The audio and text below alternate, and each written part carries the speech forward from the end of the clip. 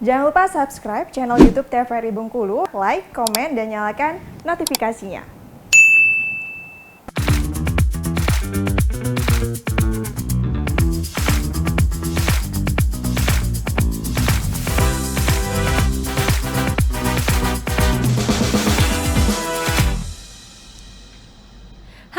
Baik lagi di Opini, obrolan pagi ini masih dengan tema yang sama, menilik kisah sukses sang rektor. Sudah hadir bersama saya Bapak Yulfi Perius ya, yang dari tadi sudah mengobrol bersama saya dari segmen 1. Ini masih semangat ya Pak? Masih, kita semangat. Masih lah ya. Masih jam 8.21 masih pagi ya Pak ya? Masih pagi. Iya. Hari ini aktivitasnya nggak padat ya Pak ya? Gitulah gitu. Padat Pak ya? Ganggu kita enggak ya? Enggak, aman. Oke, Bapak tadi kan sudah cerita-cerita tuh ya Pak semasa kuliah Bapak aktif berorganisasi. Tapi Bapak dulu pernah jadi mahasiswa yang bandel nggak? Ini kan awal dari proses juga kan, misalnya bertentangan dengan dosennya, misalnya kebijakannya agak tidak sesuai dengan Bapak sebagai mahasiswa misalnya. Pernah nggak Pak? Ya namanya mahasiswa aktivis ketika itu pengusaha ya pastilah kan ya. Bandel itu kan cirinya laki-laki. Iya. Berarti pernah bandel pada masa itu Iya, pada masa itu. Bandelnya apa tuh Pak? Boleh ceritain dong? Ya itu tadi satu-satunya, orang masuk kita nggak masuk, ada kebijakan yang nggak pas kita protes kan gitu kan. Itu hal yang biasa. Yang penting kita sampaikan. Soal dia terima atau tidak terima kan urusannya yang kedua, tapi kita sampaikan dulu kan. Kita kan gitu ya. Oke, Bapak ini kan sebagai rektor tadi Pak ya, rektor salah satu perguruan tinggi swasta. Nih, tapi setelah Bapak S2 tadi Pak ya, pendidikan terakhirnya, itu Bapak langsung menjadi rektor atau sempat bekerja profesi yang lainnya Bapak? Jadi saya dulu itu pernah menjadi honorer di Dinas Pertanian Provinsi Bengkulu. Kemudian tapi saya tetap ngajar di Unihas ya. Tapi pertama masuk kan saya ngajar di Unihas. Kemudian saya honorer. Kemudian ketika 3 bulan lagi NIP mau keluar, rasanya fashionnya nggak ketemu sama saya gitu. Kemudian saya kembali jadi ngajar. Tapi dengan catatan saya keluar harus cari penggantinya gitu. Di dinas tadi ya Pak? Ya di dinas saja lah teman saya pengganti. Begitu 3 bulan teman saya ganti, NIP-nya keluar kan gitu. Saya terus berkarir di dosen gitu. Nah di dosen saya kan di Fakultas Pertanian. Ya sama dulu dari awal, nama kita baru Unias itu kan tahun 84, berarti baru 4 tahun kan. Berarti kan belum menghasilkan mahasiswa yang jurusan Fakultas Pertanian, kan belum menghasilkan sarjana gitu kan. Masih dalam proses tugas-tugas akhir mereka kan. Ya saya begitu masuk dulu ya jadi TU, karena waktu itu kan syarat jadi dosen S1 udah bisa, kalau sekarang kan nggak bisa, harus S2 minimal. Iya. Kan gitu. Berarti kalau zaman dulu untuk menjadi dosen itu bisa dari S1? Bisa dari S1, kalau sekarang nggak boleh lagi kan, dengan undang-undang kan harus minimal S2. Iya. Nah ketika S1 ya biasa dulu kita ngetik mesin browser tuh kalau mau banyak pakai karbon. Lengkap, kalau sudah salah di tip X coret-coret jelek sekali. Itu berarti posisinya Bapak masih S1 Pak waktu masih Bapak S1. honorer di masih S1 kampus saya. itu? Di kampus. Satu terus aja, kemudian diangkat sebagai pegawai yayasan kan? Iya. Diangkat gue di Fakultas Pertanian. Ya kan naluri aja ketika itu tahun 95 malah saya dikasihkan amanah jadi dekan Fakultas Pertanian. Itu setelah berapa tahun Bapak jadi dosen? 4 tahun kan? 4 tahun. Diangkat jadi dekan. 95 usia saya baru 30 tahun ketika itu. Jadi waktu saya masih ingat di lingkungan fakultas tuh yang termuda lah umur saya. Di semua dekan yang ada karena 30 tahun di Fakultas Pertanian kan gitu ceritanya ya. Tapi untuk menuju ke dekan itu kan memang saya di Sekjur pernah membantu, di Kajur pernah, PLT Dekan 3 juga pernah. Administrasinya juga pernah. Pokoknya dalam 4 tahun itu saya jalanin semua deh. Iya. Apa yang disuruh saya laksanakan, nggak mikir-mikir, saya penting saya laksanakan, saya kerjakan. Berarti diberi amanah untuk misalnya menjadi kajur dan sebagainya, itu Bapak terima ya? Ya saya terima. Ya walaupun kita berusaha otodidak aja, mana yang nggak tahu. Makanya saya bilang tadi gitu masuk disuruh ngetik surat. Karena waktu di TU ya? Iya, suruh diantar kita antar. Ya saya enjoy aja nikmatinya itu gitu ceritanya. Berarti selama Bapak bekerja ini prosesnya berjalan dengan baik ya Pak? Bapak tekuni dengan sebaik-baiknya sehingga diberikan amanah untuk bisa menjadi kajur tadi kan Pak ya, sampai menjadi dekan. Iya, apa yang diberikan saya kerjakan dengan baik gitu. Nanti ini kan diberikan orang ya kita diberikan amanah ya kita kerjakan dengan baik. Kan nggak pernah nolak ya, apa yang sepanjang waktu saya bisa saya kerjakan gitu.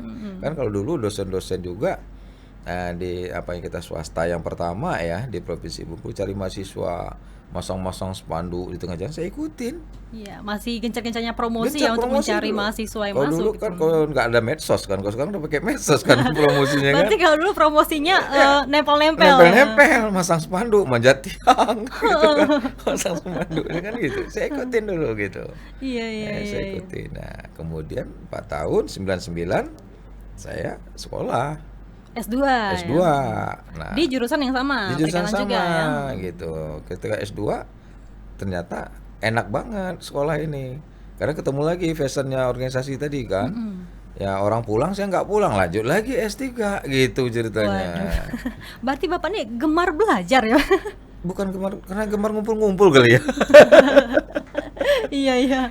Tapi alhamdulillah kita S2, S3 juga dapat beasiswa. Makanya saya bilang sama yang dosen-dosen sekarang, meskipun kita dosen yayasan, walaupun tidak dosen PNS, kesempatan untuk melanjutkan pendidikan terbuka, bisa juga terbuka, tergantung kitanya.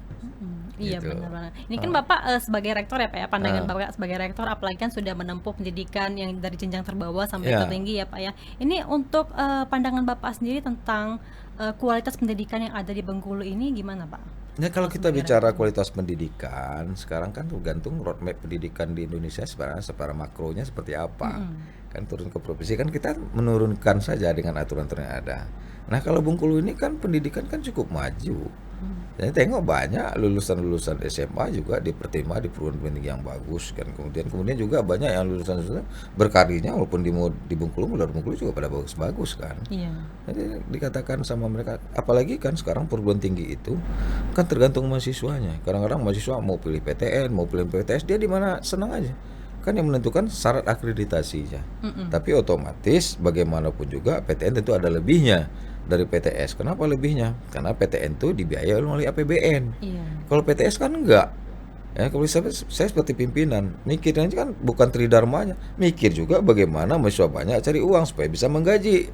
Kan begitu ceritanya. Iya, benar. Sekali kalau di negeri udah jelas APBN-nya, nggak mikirin gaji karyawan, udah diatur kok gitu. Jadi memang ada apa klik-kliknya kita mengajar di PTS itu. Sebagai pimpinannya kan gitu. Iya. Berarti sebenarnya untuk dari PTS dan PTN itu pun ada segi perbedaannya ya Pak? Perbedaannya jelas ada APBN-nya kan gitu kan. Iya. Kalau kita kan nggak ada. Dari cara mengajarnya tentu sama kurikulum ya, Pak, sama, tapi dari sumber tambah sehingga menjadi pimpinan di PTS betul-betul punya kreatif, bisa mencarikan berbagai sumber, terutama mahasiswa kita bagaimana caranya bisa banyak kan gitu.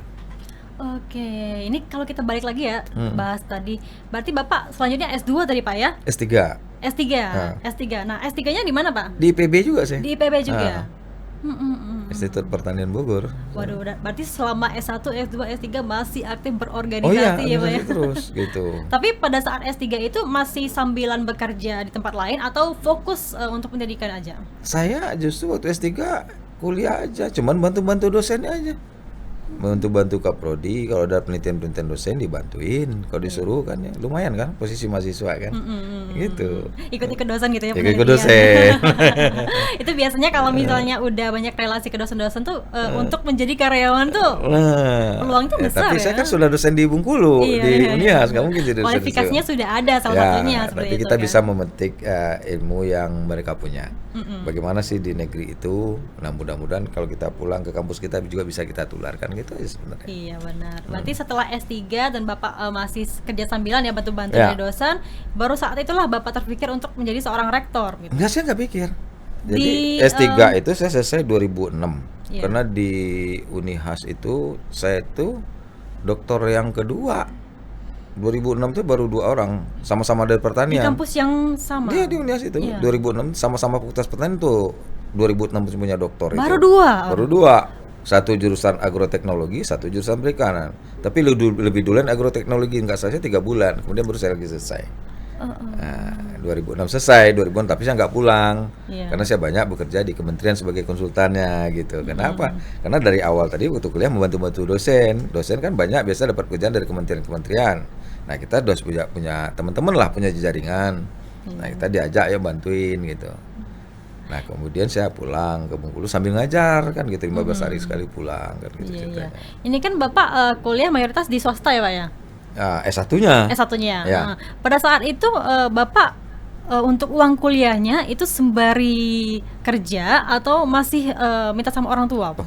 Waktu S1? Iya, waktu S1. Saya sambil kerja juga. Sambil kerja ya? Waktu itu bikin sablon, pernah juga jadi tukang parkir. Iya. Ya, sambil itu juga. Pernah juga dulu gitu, ya pernah juga. Berarti yang penting untuk uang kuliah bisa terbayar sendiri ya, Pak ya, tidak menyusahkan lagi orang karena tua. Karena saya sampai tingkat 2 ya 84, 85, 86, baru orang tua saya pulang kan.